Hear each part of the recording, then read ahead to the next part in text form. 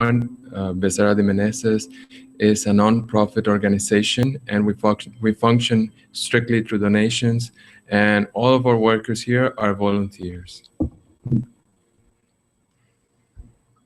This lecture will be broadcasted live through YouTube. And now today's reading from the book Our Daily Bread by Francisco Cándido Xavier, the Spirit Emmanuel, chapter 124. There is no lacking. But if I tell them, go home hungry, they will faint on the way, because some of them have come from far away.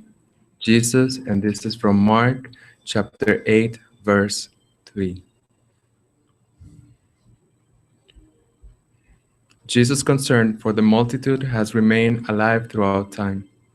How many religious institutions beat between the hearts of nations at the influx of providential love from the Divine Master? There might be wicked, desperate individuals who persevere in evil and denial, but there is no society that lacks the help of faith. Of course, even primitive societies receive assistance from the Lord in accordance with the rusticity of their primitive understanding. There is no lack of nourishment from heaven for God's creatures. If some spirits declare their disbelief in God, in God's fatherhood, it is because they are either incapable or sick after having given in to inner ruin. Jesus manifests his untiring concern by nurturing the souls of his wards in 1,000 different ways, from the hut of the native to the cathedrals of the greatest cities. In these places of sublime assistance, men and women gradually learn to nourish themselves spiritually until they bring the place of worship into their homes, and then from the domestic sanctuary into the corners of their own hearts. Few people ponder the infinite mercy that is served at the edifying table of religious ideas. The Master bows to the good of all people. Filled with love and self-sacrifice, he knows how to use the specific resources to nourish the ignorant and the wise, the believer and the questioner, the rebel and the wretch. Better than anyone else, Jesus understands that if this were not so, people would fall exhausted into the deep precipices that border the evolutionary path. For reflection about today's reading, in today's reading, Emmanuel reminds us that we all receive sublime assistance from our Father. With infinite mercy, love, and abnegation, he knows how to nourish the believer and the questioner, the ignorant and the wise, the rebel and the unfortunate. Am I aware of the assistance I receive from our Father to avoid me to fall exhausted through the immense cliffs that border on my evolutionary path? So in today's reading, Emmanuel is reminding us that God loves everybody, independent of the path that they're in, the evolutionary moment that they're in right now. There is assistance for everybody. We just have to ask and be aware of the love that He has for us, and have hope in the future, because our future is going to be great. I mean, we have to just have hope. Okay. So let's do a prayer. Let's close our eyes and let's relax. Our Father of eternal love and mercy, we thank you today for this beautiful Sunday in which we congregate our house. We thank you for all the blessings that we receive daily. We thank you for the love of our Master Jesus that fills this entire planet, and especially this Spiritist house where we are here together in your name. Thank you, Lord, for this Spiritist doctrine that has come into our lives to change us completely. Thank you, Lord, for your love, for your assistance, and thank you for all the good spirits that have come to this planet to help us with their example, with their love, with their sacrifice. Thank you, Lord, for everything that you've given us. And please bless us today and always. Thank you, so be it. Okay, so today's lecture is going to be chapter 1. We're starting the gospel today again. So I have not come to destroy the law, and it's going to be given by one of our workers in the area of Spiritist education, Jose Augusto Chagas.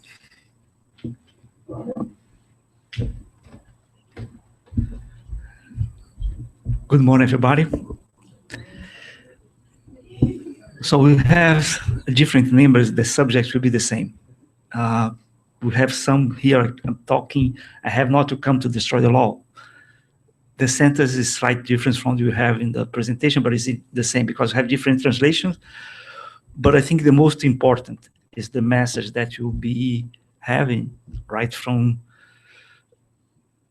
trying to put together all the message from the Old Testament, the New Testament, and all the things that you are bringing together with the Spiritism. That basically, it's what you are studying here, it's in this house, and basically, is all the new lessons that we, as spirits in the path of evolution, we are having and we are receiving. In the end of the day, if you look for the message from Emmanuel, right, Jesus is bringing something for us. Is something that you can, if you are considered were concerned about the people that need to return for their homes and need to feed them because they'll be fainting. Likewise, we are in all this evolutionary path, and sometimes we can be fainted too. And I think understanding Jesus' message, understand all the information that are received from God, and try to bring all the things together with the Spiritism, most important. Not only understand, but apply all this lesson for our daily lives. I think it's all the things that you'll be helping us to be better and better every day. So when you look for this beautiful planet, right? And our scientists now, they are able to take pictures from the outside to us. And you can see here, oh, Brazil is big, but we are here, right? In the south of Florida. We know most of the things that is happening in the planets today. And you see, most of the case, we still have a lot of conflicts, a lot of interest that is put in place for different nations and people. But you also understood that you are in a process that our planet is changing. Our planet is changing from a situation that you have been having for the last centuries, and will be changing for a more evolved planet in which we, as spirits that is living here, we are evolving, right? And when you look for the planet, normally we only think about the planet. But in the end, we know that we are around 7 billion people that is currently living in the planet. But beside that, we have a lot of it's a balance, 20%, 80%, doesn't matter. It's pretty much the same. 22, 7, 8. It all depends of different information that you receive from spiritual authors. But the most important, most of the people that is living in this planet, they are not here. They are in the spiritual world. And most of the time we live in here, we are not aware of the spiritual world. And sometimes we forget that you were there and will be returning to this spiritual world. So in this process, everything that you are considering in terms of evolution must be understood in both ways. So we are here, they are there, but we are together. And there is a very complex interaction between both worlds, because in the end, it's the same word, right? So all these messages, all the information that we'll be discussing today, are related and apply for all. It's not only for us, because we were there. Now we are here, but we will be there again. And most of the people that is there now, they will need to return. And we together will be able to transform this planet in a more moral world in this path of the regeneration that is taking place right now. We don't know if it'll take more 50 years, 500 years, whatever. We know that all these things must be completed until we are able to change. And we know some people, some spirits will be leaving this planet, other spirits will be coming to here. And everybody will be helping each other. So Jesus said, do not think that I have come to destroy the law or the prophets. I have not come to destroy them, but to fulfill them. For I say to know in truth that heaven and earth shall not pass away before everything in the law is perfectly fulfilled up to one single iota and one single dot. We have this information in Matthew. What you are seeing here, all the message that you are receiving since the beginning is still valid. The message that were valid and of course were came from God. And you see that most of the information that you receive from Moses is in this situation. And what Jesus is saying, we have a lot of things that is coming, and it will be necessary to have a complete transformation in the planet. And he mentioned the earth and the heaven that is related to this planet. Things must be completed until we reach a new step in the process. So we will be discussing all the learnings that you had from the Old Testament, from Moses specifically. We have a lot also from the prophets. It's a very intense information from these ages. But we are just trying to do the connection between the message from Moses and also the message from Christ. So Moses, he lived around 1300 before Christ. I mean 1,300 before Christ. If you look at, it's a lot of time, specifically considering that the information was not changing too much at that time. If you look back what you have here, 2015, and look 1,300 years ago, we will see a lot of difference. Our moral, our science, we change a lot of things, right? But if you look for this time, all the evolution, of course it happened, but we're not in the same speed, in the same path that you have right now. So Moses presents some messages that were very important and also was necessary for his people. He was educated in Egypt, right? And if you look from message from Emmanuel, when he's mentioned about the spirits that were coming from Capella, the first civilizations that you had in the planet, most of them, and Egypt specifically, we had spirits that were not having their first incarnation here in the planet. They were coming for another planet. In the same process of transition, they were having the same way they are doing right now. So people that came for Capella, they were the spirits that were living in Egypt in all the civilizations. And Moses, they were educated there. So he was able to have contact with these people, and you can see they were very evolved intellectually, but not morally. That's why they were putting other people and having other people as slaves. And the Jewish people at the time, they were slaves, right? And Moses was prepared as a spirit to carry out the first Midianic revelation at Mount Sinai. Because we can see, he received a message from God. But all the things that you are understanding has God right now. God is not a spirit. God is the primary cause of everything. We can spend time trying to understand what is God, but you can say, wow, there is nothing that can be able to be talking with us. I mean, the message comes from God because we have God regulating everything.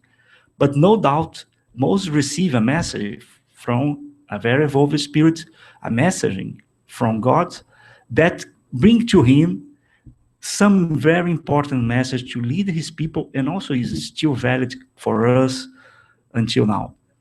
So the Moses, they have two distinct parts, right? We have the God's law promulgated on Mount Sinai, right? If you look at all the moral sense that is carrying out in this message, we can see this is invariable. This is still the same. Is still the same, right? Was valid at that point and is still valid right now. But on the other hand, Moses, they are also responsible to lead his people, right? And we have some disciplinary message that's most for in terms of civil and disciplinary actions that was also established by him. In that sense, most of these messages were appropriated to the customs and character of the people and changed over time. Like today, we have a lot of laws, regulations that we create in one country, in another, in the other. That is not the same. If you look 15 years ago or 50 years ago, and maybe if you look something that is still valid for 100 years ago, maybe if you have is few, right? You have the Constitution of the United States, no, more than 200 years. The key points are there, but we can tell this is almost an exception in the world today, because I don't know if you had other other nations that are keeping at least the principles the same for all this time. But most important, it's natural, it's normal that laws and regulation will be changing time to time to adapt for the new necessities and requirements from the people. So if you look with this side, the 10 Commandments, this is the law of all times and all countries, and for this matter, has a divine character. And all the message that you receive in the gospel according to Spiritism, all the spirits that gave messages, and also the analysis that Kardec did, was to reinforce that. So, and what they are saying, Jesus was not coming to change anything from that. They are just adding more understanding on that. So all others laws established by Moses, who had to use fear in order to restrain a natural, troublesome, and undisciplined people, we are talking about almost 3,000 years ago. If you know that most of some areas of more evolved society are still undisciplined, right? You can imagine the situation we had around 3,000 years ago. Among whom he had to combat deep-rooted abuses and prejudice acquired during their slavery in Egypt. In order to give authority of his laws, he had to attribute to them a divine origin. Because if I say, no, that is my rule, well, the people maybe won't be accepting. So he needs to use a more powerful message, and maybe, no, this is coming from God. I'm talking from him. And he is not the only one. Most of the people at that time, they did the same. Other lawgivers of primitive people did the same. But only the idea of a terrible God could impress ignorant men and women in whom moral sense and the sentiment of a refined justice were still little developed.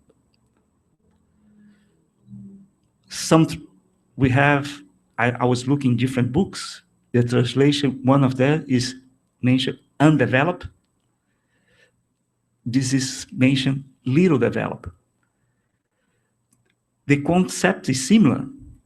I don't know what Kardec used in the French, but I would prefer a little bit this one, because even that time, you still have some progress. We already have developed at least for a little, because we are not created 3,000 years ago, right?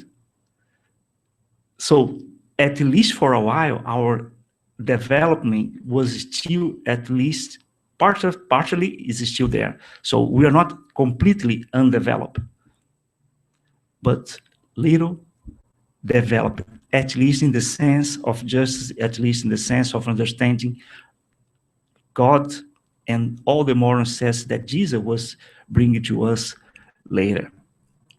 So Christ did not come to destroy the law. That is, the law of God. He came to fulfill it. That is, to develop, to give it the true meaning and appropriate to the degree of humankind's advancement. So we have a lot of advancements time by time, but also all the time, all the people is not 100% equal, because we are developing in a different way. In a general view, we are pretty much the same, because all the people that are living in the same planet, in terms of major view, our evolution is pretty much the same. We could be more developed in one area, others in other, but in the end, we are not completely in terms of perfection. That's why you are still connected to this planet, right? That is why this law may be found the principle of duty to God and one's neighbor, which comprise the basis of his doctrine. So Jesus mentioned duty to God. So we need to understand God and have our duty with Him. Right? It's not just know what God is expecting to us, but put ourselves to do that. But also not only with God, but also with our neighbors, because you're not living alone in this planet. And I think that is the main message from Jesus. Well, and then around 18 centuries after Jesus, the Spiritists come. And we saw that during most of the time, in the beginning, in the 300 years after Jesus, all the religions, specifically the Christianism, became very separated for the moral sense of Jesus. We did a lot of things in terms of persecutions from others that had different beliefs, right? The Crusades, for example. We keep a lot of power in the church, and people that were working in the religion at that time, we lost ourselves in most things related to power and how the way we're treating others was the respectful way, specifically if you people with different beliefs. And in the end, it was not something that were respected from Christians, right? But it is there. And we were the people that were living also all these things at that time. So when the Spiritists come, we have a completely separation from religion and science. Because in most cases, not all for sure, the religion is putting people on fire just because it's not accepting their God, right? And then the science react all the things and try to put, oh, this all the things is mysticism. We don't need to understand religion. There is no God, and the science has all the answers. And then we create a mess because we had the religion doing all creating rules, and we had for the other side the science other creating other rules, and they were completely apart. And we still have, right? We still have. For one, for many specific reasons that is not the subject for this discussion today, our science became too much materialist. It's not for 100% of the scientists. In most cases, they exclude God from his analysis and concepts. Well, when the Spiritists come, Spiritism was considered by Kardec as a science. Not a science the same way that you have like others that you have in the planets, but the science of the spirit. Because there is no other science in the world studying the spirit and the spirit world and all the laws that apply to spirits. There is no other science doing that. And the spirit team did that.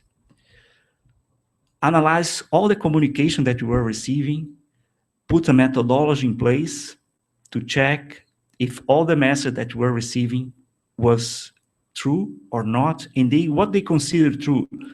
When you have the same message received by different people in different regions, then when there are no connections among those people. So Kardec was separating all the messages that was not matching, right? Discarding them, and also consolidating all the messages that were exactly the same, coming from different people. So, and they were constructing a new way of understanding life, because open to us the view for the spiritual world, the evolution, the importance of God, the universe, and all the things that you are studying. So the Spiritism is the new science that has come to reveal to humans, by means of irrefutable proofs, the existence and nature of the spiritual world and its relation with the corporeal world. And some can take, wow, we can talk about proofs, and also can consider, wow, but if you already prove, why the science is not accepting those proofs? That's a good question. And one of the things is pride, right? Personally, I have an idea that all the things, and it will be sooner, it's not something for too much time, in the way our science is working today, all the things will be discovered by a scientist, and they will receive a Nobel Prize for that, because they will be discovering the spirit. And from this time, the science will be accepting the spirit and the spiritual world. We are not there yet, but we are on a path to that.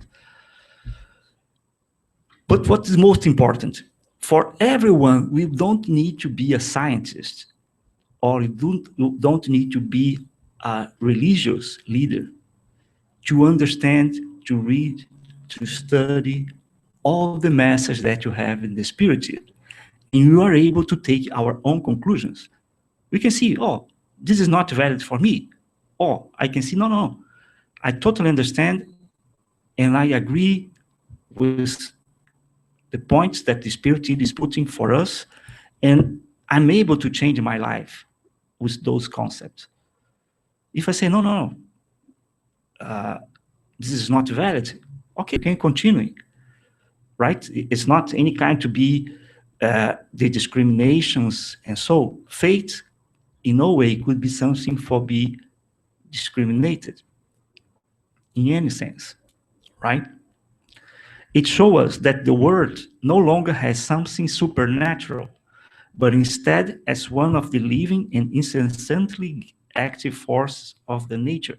So all these things that is happening in the spiritual world is according to nature laws.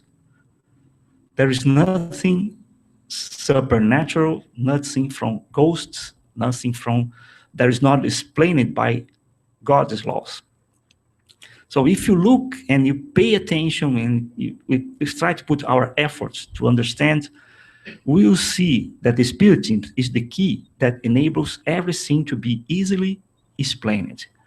It will be easy for us to understand all the messages from the Old Testament, the New Testament, different religions, but also doing the necessary connections of dots from science and religion. We'll be able to understand that all the things that the science is evolving today are putting us in the direction of the spiritual world, right? Matter will be, energy and matter is having a different understanding now that had 100 years ago. That is a fact, right? And our scientific community and also religious community are not fixed. They are also changing because new spirits will be coming to change the religious view and the scientific view, going for a more an approach that will be more related for the spiritual. It's not to be spiritist. It's not that. But putting a spiritualism in a more important view against the materialism that you have currently in this planet. I'm not talking that everybody will be spiritist. That's not the concept.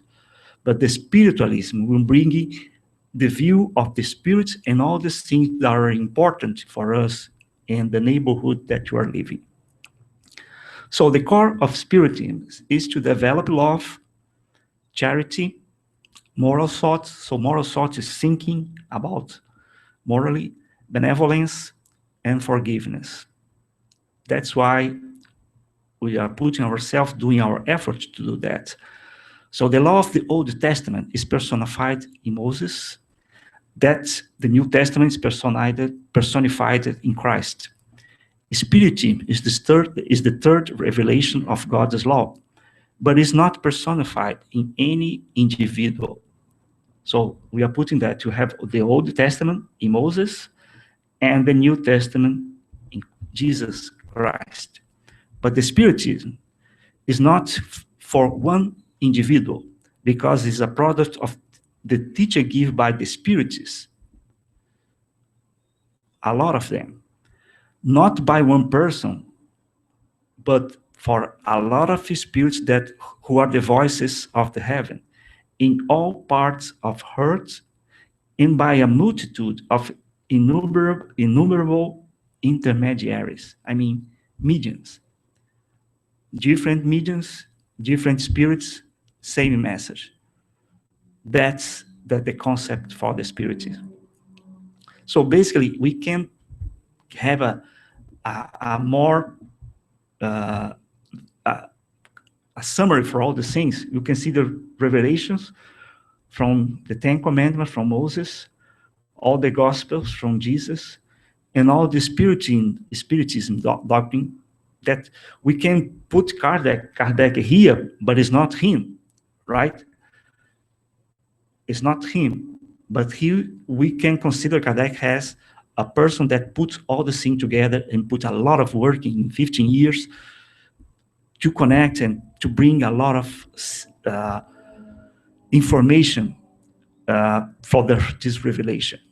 So with Moses, we can see that these are the laws of God.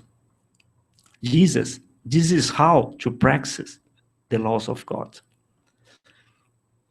Spiritism is the how to understand the laws of God. With Moses, we start to learn about the law of justice. With Jesus, it's law of love. With Spiritism, we bring both together, but we add also charity.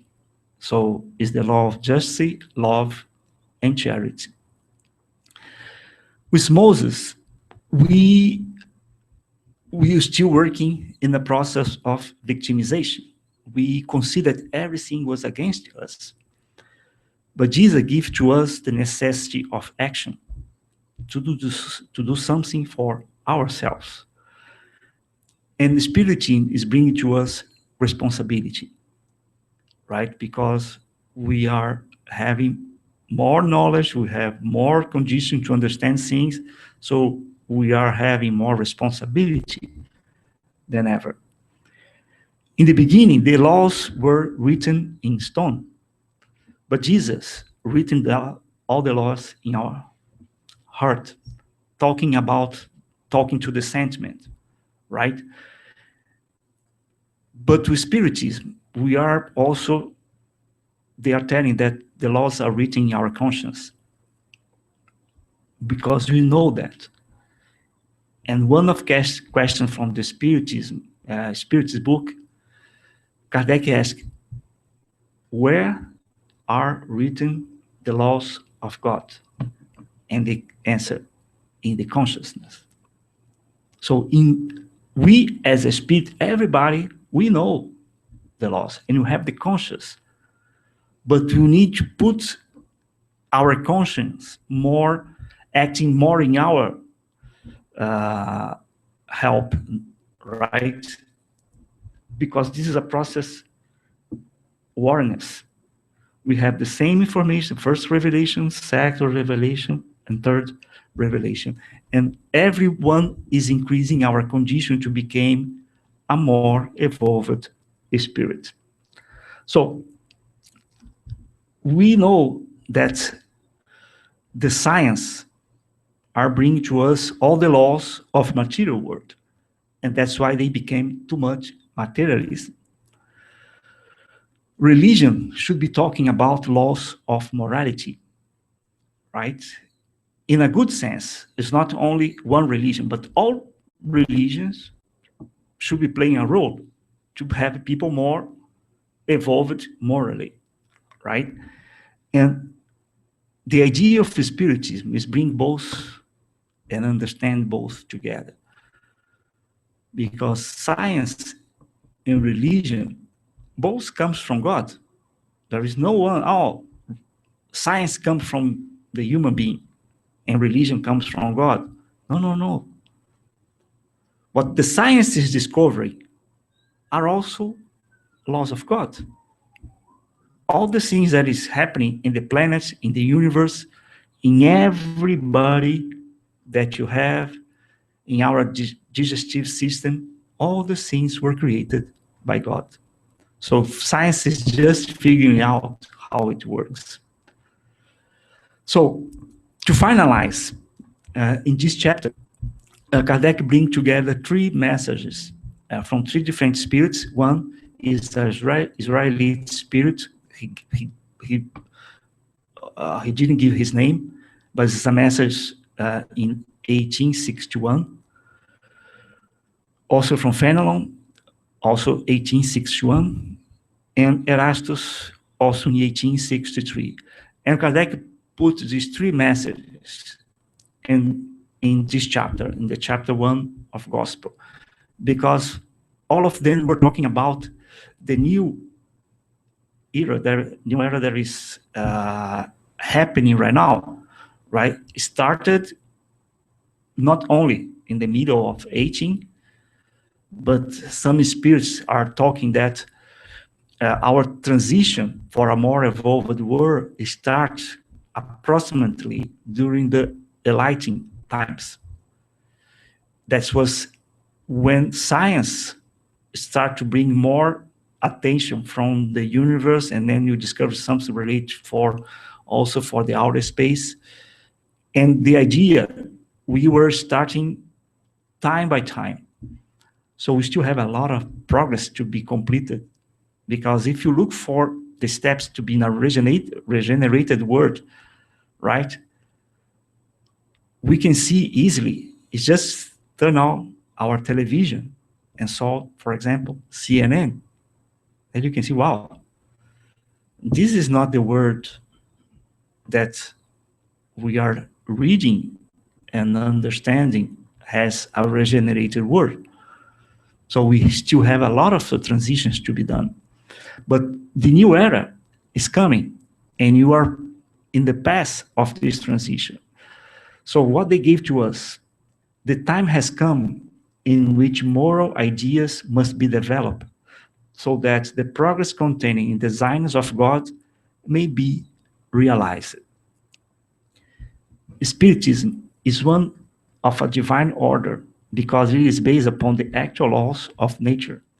And you may be certain that every sin of a divine nature has a great and useful objective. This revolution, which prepares itself, is more moral than material. The great spirits, who are divine messengers, instill faith amongst you, so that all of who are enlightened and zealous workers may make their humble voice heard. And now they gave this message, because all humanity are like grains of sand, without which there would be no mountains. So we can see that you are a very small part of that, but you still are a very important of that, a very important part of the transition that is carrying out in the planet. So that's the message for today. I hope that all these things could be more studied and analyzed directly in the chapter, but the connection in the message, Jesus was not coming to destroy the law. And also, he comes to reinforce the importance of God's message since the beginning, since the first revelation, but creating a awareness for us with the Spiritism to have, now you have also the responsibility to help all the change that are necessary in our planet. Okay, thank you very much, and have a wonderful Sunday.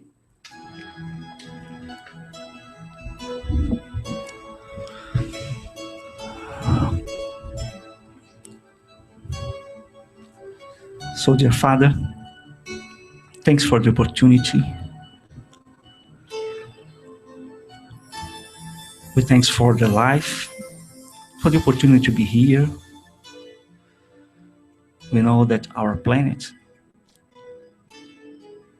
is in transition. We thanks for our family, our friends, our opportunities to work. And I personally thank for the possibility to receive the Spiritism message that with no doubt are helping me to change, to have a different understanding about myself, my neighbor, helping me to be a better person. We know that it's not a process for one day, but all the things is leading us for the perfection that Jesus presents to us. And now we are able to understand there is a possibility for all of us. All the perfection that was acquired by Jesus is possible for every grain of sand that is living in this planet and in the others.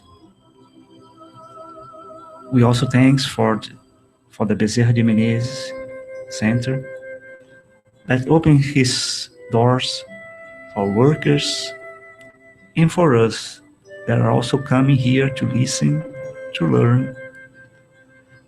We thank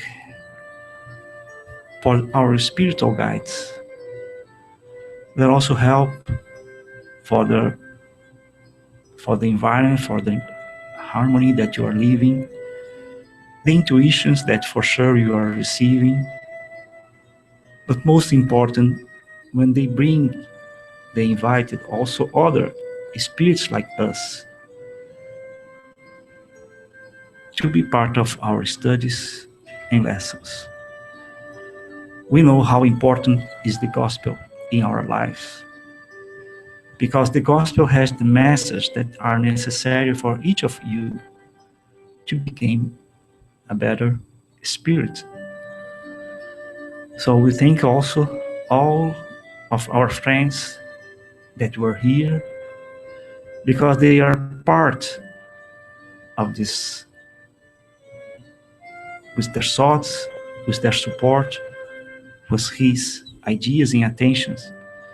We are able to change and exchange thoughts that will be also helping not only us, but all the people that are aiming to be receiving more information in anywhere, because we will return to our homes and we will bring with us all this peace and love that you receive today. Thank you.